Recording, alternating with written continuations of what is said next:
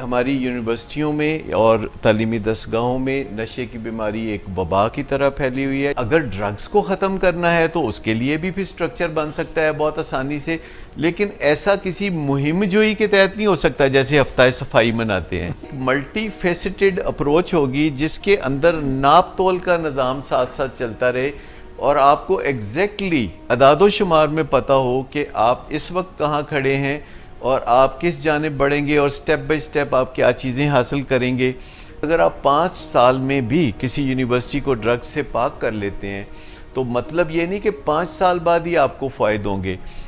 جو فوائد ہیں آپ کے وہ پہلے 6 مہینے میں سامنے آنا شروع ہو جائیں گے اور 1 سال تک وہ ایویڈنٹ ہو جائیں گے۔ یہ ذہن میں خیال ضرور ہو سکتا ہے یونیورسٹی انتظامیہ کہ ہمارے اسٹوڈنٹس کا نمبر کم ہو جائے گا، لیکن جو پروگرام ہم دے رہے ہیں وہ فوائد سے بھرپور ہے، اس میں کسی قسم کی بھی انسیکیورٹی کا کوئی پہلو نہیں ہے۔ وہ اتنا سلو پروسیس ہے، اس میں وائٹل بیہیویئرز ہیں کہ سال میں 12 اسٹوڈنٹ یونیورسٹی کھو سکتی ہے،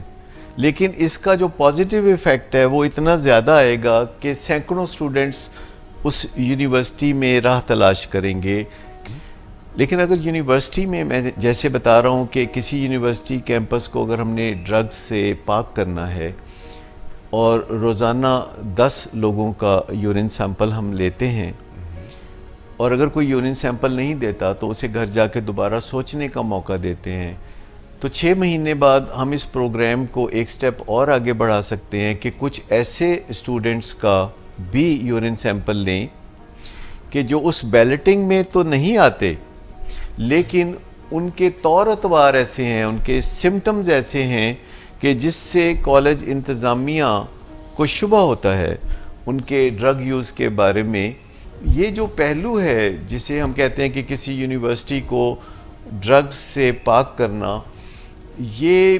اگرچہ کانٹوں سے بھرا ہوا رستہ ہے لیکن اس کی منزل بڑی خوبصورت ہے۔